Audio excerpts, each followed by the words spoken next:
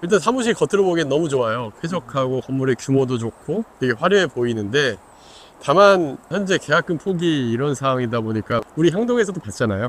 전체 공실률이 60%가 넘어요. 그리고 그 이유가 뭐냐? 제가 봤을 때는 가격...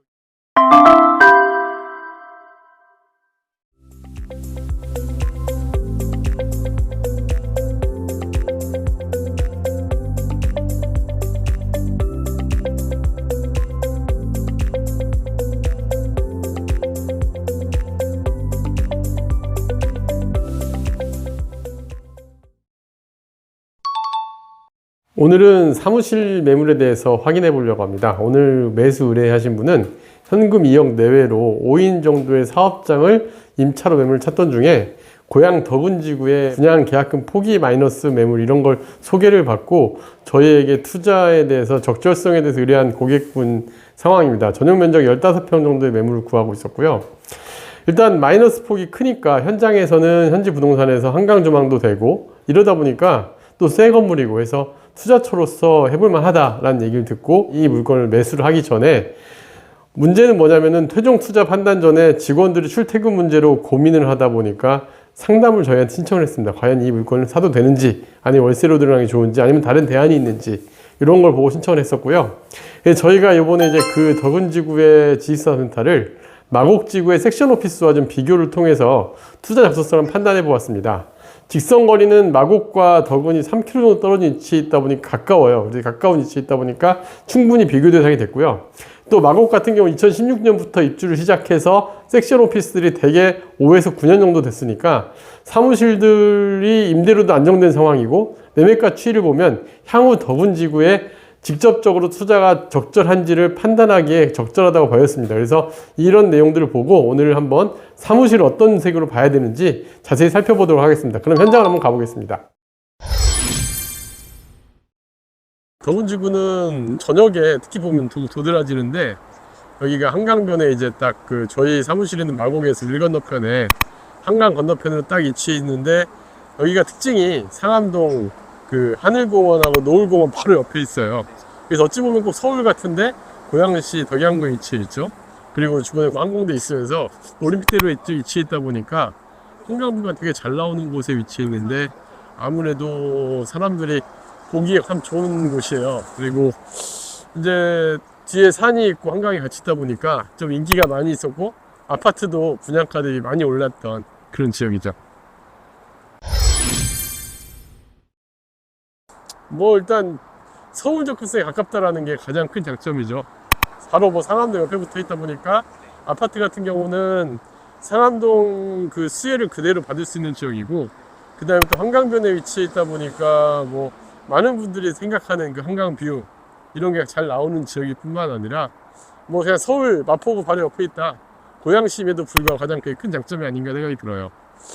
뭐 일단 그런 점들 때문에 처음부터 뭐 아파트건 오피스건 오피스텔이건 분양할 당시에 분양가가 좀 높음에도 불구하고 꽤 성공적으로 분양했던 지역이었죠.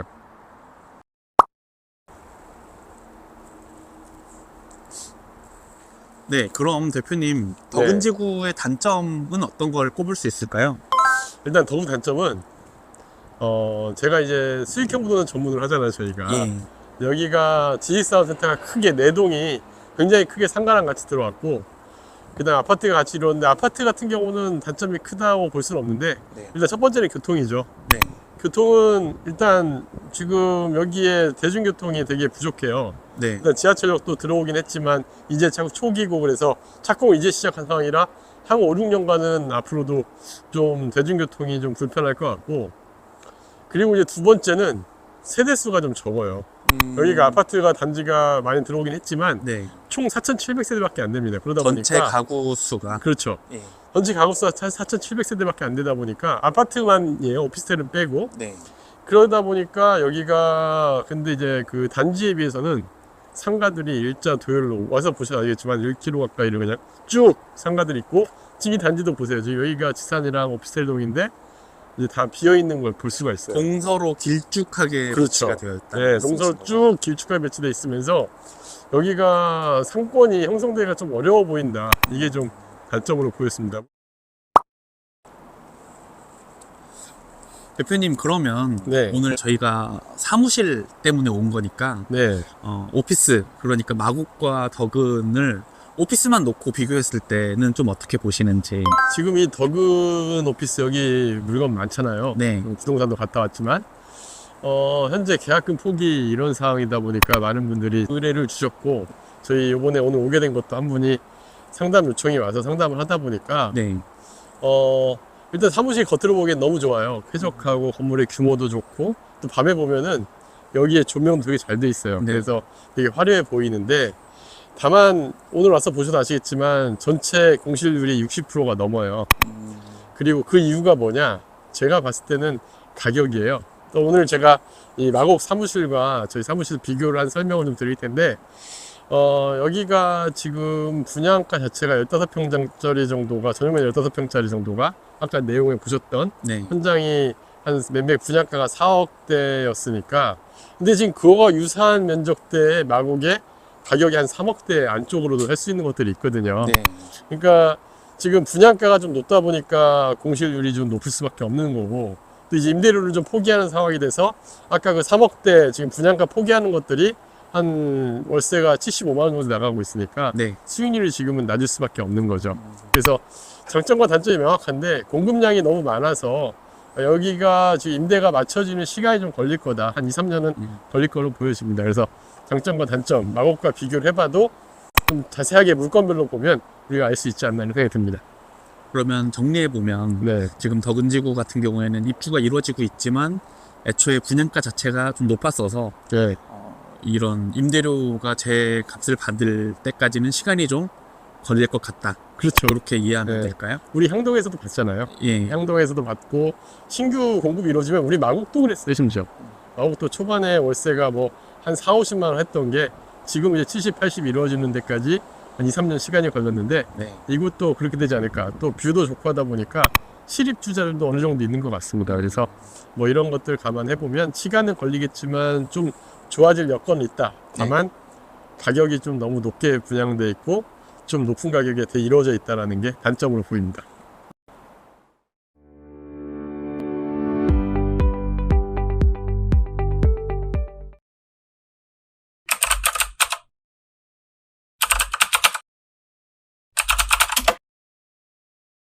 자, 오늘 덕은지구 현장 잘 다녀왔는데요. 덕은지구 지식사업센터 입지 특징을 구도를 보면 설명드리겠습니다. 한강변에 병풍처럼 쭉 늘어서서 지식사업센터들이 구성이 되어 있습니다. 총 4개의 건물인데 입지는 정말 좋아 보여요. 특히 야경이 되게 좋은 걸로 유명합니다. 조명 같은 걸 잘 활용을 해서 덕은지구 지식사업센터들이 규모가 상당히 큽니다. 우리 보통 마곡지구들은 마곡지 섹션 오피스 한 건물이 한 7천에서 10,000평 사이에 있다 한다면 연면적 기준으로 덕은지구 지식사업센터는 최하 27,000평부터 최대 59,000평까지 굉장히 연면적이 넓은 걸 알 수 있어요. 일단 건물들 총 4개 현장으로 4개의 블록으로 이루어져 있는데 2023년 3월부터 2025년 12월까지 입주가 지금 진행되고 있습니다. 덕은 리버워크부터 GL 메트로시티, IS 비즈 센트럴 타워, IS 비즈 한강타워 해가지고 총 4개의 블록으로 이루어져 있고요. 연면적도 보면 최소 26,519평부터 59,422평까지 굉장히 크게 이루어져 있는데 건물별로 약간씩 차이는 있지만 가장 먼저 입주한 덕은 리버워크 같은 경우는 그래도 어느 정도 지금 시간이 지나다 보니까 한 90% 이상의 입주율을 보이고 있습니다. 하지만 나머지 건물들이 이제 입주를 한꺼번에 이루어지고 있다 보니까 임대료는 크게 분양가 대비 잘 받쳐지지 않고 있는 상황이고 그리고 현재 공실률도 60% 가까이 되는 상황이다 보니까 조금 상황이 안 좋은 상황이긴 하죠. 그러다 보니까 지금 분양가 대비 10% 계약금 정도를 다 포기를 하는 매물들이 꽤 많이 나와 있는데요. 그랬을 때 전용 15평 매매 가격이 대략 한 3억 4천에서 3억 5천 정도 우리가 매물을 확인할 수 있었습니다. 그럼 이게 적정 가격이냐는 이제 저희가 지식사업센터나 상가나 저희는 철저하게 임대료를 기준으로 해서 적정 가격인지 판단을 하는데요. 현재 기준 이 15평짜리 임대료가 적게는 500에서 45만 원부터 좀 이제 시세가 그래도 가격에 맞춰 나온다 했을 때 500에 60만 원까지 나오는데 임대 수익률은 1.55%대에서 1, 2%대 수익률이니까 수익형 부동산으로서의 가치를 제대로 발현하지 못하고 있죠. 하지만 이제 덕은지구는 실입주하시는 사무실들이 직접 분양받아 운영하는 경우들이 좀 있어요. 왜냐하면 한강뷰가 좋고 하다 보니까 이런 부분 때문에 실제 매입해서 들어가시는 분들도 있는데, 다만 덕은지구가 이렇게 임차에 인기가 없는 이유는 현재 대중교통이 여건이 되게 안 좋습니다. 그래서 직원 출퇴근이 안 좋다 보니까 아직까지는 임차 수요가 많지 않아서 공실이 아직 많은 상황이고, 근데 이 대중교통이 해결되기까지는 좀 상당히 많은 시간이 걸릴 거라 이 덕은지구 지식산센터가 당장은 좀 어려울 수밖에 없다라고 보여집니다. 그러면 계약금을 포기하는 이 가격이 적정 가격이냐 비교를 해야 되는데, 비교를 할 수 있는 지역이 마포구 상암동이나 뭐 마곡 같은 경우가 반경 5km 안에 들어가 있다 보니까 좀 적정의 비교가 가능해요. 그리고 대규모로 공급이 이루어진 곳은 상암동보다는 아무래도 마곡에 많이 이루어져 있다 보니까 마곡의 상황을 한번 보겠습니다. 마곡에 제가 다른 지역은 말고 그냥 마곡나루역에 딱 4개의 물건만 찾아봤어요. 특히 마곡나루역이 마곡지구 안에서도 섹션 오피스 중에서 가장 인기가 많은 위치에 있습니다. 왜냐하면 9호선 급행역과 공항철도 환승이 가능한 역에 위치해 있다 보니까 이 마곡나루역 하나만 보고 제가 찾아보겠습니다. 물론 마곡에도 발산역 주변, 양천향교역 주변, 뭐 마곡역 주변에서 섹션 오피스들이 꽤 많이 분포가 되어 있는데, 이 4개의 물건만 비교해 보더라도 어느 정도 가격인지 알 수 있죠. 마곡 같은 경우는 마곡나루역 주변의 섹션 오피스들이 주로 2017년도에 준공이 됐습니다. 규모도 어느 정도 되고, 최근에 공급한 로에스트 웍스를 제외하고는 대부분 2017년도에 한 번에 입주가 이루어졌어요. 그래서 입주 마곡 초기에도 아직 그 당시에는 기업들이 많이 입주 안 한 상태여서 그랬는지 몰라도 초반에는 임대료가 많이 낮았지만 500에 40만 원 뭐 이렇게 형성이 됐지만, 현재는 이제 1000에 한 60만 원, 70만 원 뭐 이 정도까지 잘 구성이 되어 있습니다. 그럼 추천 물건을 한번 보여드릴게요. 일단 총 4개의 매물을 보면 2017년 3월부터 2017년 11월까지 이루어진 9 물건들이 있고, 최근에 이제 입주가 이루어지고 있는 웨스트 워스 2024년 8월 준공돼서 입주가 이루어지고 있습니다. 전용 15평 내외 매물들이 대부분 2억대예요. 아까 덕은지구 지식산업센터가 전용 15평짜리들이 보통 4억대 분양가였거든요. 그거하고 비교해보면 현재 매매가가 현저히 낮음을 알 수 있습니다. 전용 평당가 한 1,800만 원 선에 이루어져 있고요. 임대료도 1000에 75, 80, 그리고 좀 작은 거는 500이 60짜리 이렇게 있는데, 수익률도 한 3.5%, 이제서야 임대 수익률이 매매가 대비 한 3% 후반 정도, 이제 은행 금리 정도 수준 좀 높은 정도 이제 올라오게 된 거죠. 사실 이것도 원래는 더 많이 나왔어. 한 10에서 20만 원 떨어졌는데, 그 이유가 뭐냐면 양천 향교역 일대 그리고 마곡 주변으로 지식산업센터들이 대규모 입주를 하고 있습니다. 그러다 보니까 동반적으로 임대료가 좀 떨어진 현재 상황, 10% 정도의 매매값이 임대료가 낮아진 상황이거든요. 그러니까 마곡조차도 저렇게 자리를 잡는데 지금 뭐 한 7년 정도가 지난 시점에도 다시 공급량 때문에 떨어진 이런 상황을 겪을 수가 있거든요.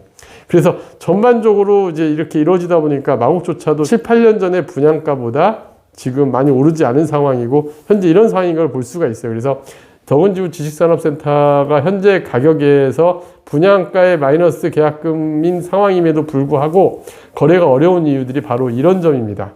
실제 건물이 분양할 당시에는 사람들이 기대에 의해서 투자를 하지만 완공, 준공이 되고 임대가 이루어지는 시장부터는 실제 임대료를 기준으로 매매가 형성된다는 걸 반드시 여러분들이 알고 있는 게 중요합니다. 그러면 업무시설 사무실 투자 시 유의사항을 한번 하나씩 정리를 해볼게요.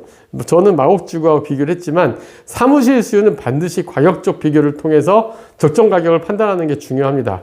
특히 서울에는 섹션 오피스 소형 사무실들이 구로디지털 단지, 마곡지구, 문정지구 등 기완성된 서울 역세권 옵시 지역들이 많이 있다 보니까 이런 지역과 비교를 해야 되는데, 최근에 신도시에 분양하거나 신도시에 공급된 지식산업센터들이 이런 곳과 비교해도 더 높은 가격에 분양이 된다는 게 좀 문제였죠. 근데 이런 거를 비교를 했다 한다면 그런 투자가 아마 안 이루어졌을 겁니다.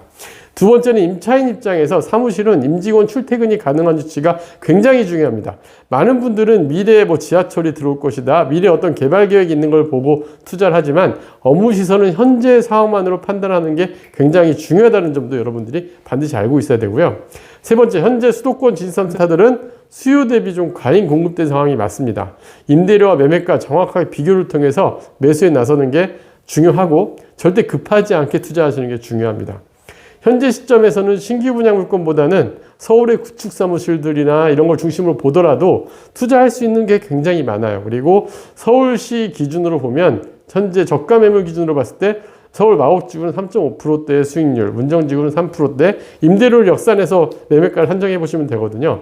그리고 서울 광화문이나 강남 등 이제 업무용 오피스텔들이 3% 정도의 임대 수익이 형성되는 걸 알 수가 있는데, 이걸 기준으로 해서 매매가 산정을 해서 이것과 비교를 해서 적정 가격인지 우리가 따져보는 게 중요합니다. 그래서 지금 만약에 업무실, 사무실을 투자에 염두에 두고 계신 분이란다면 서울에서도 충분히 투자할 물건들이 많이 있다. 이런 것도 검토해보고 제가 오늘 말씀드린 5가지 내용 정도는 이해하고 투자하시는 게 좋을 것 같습니다.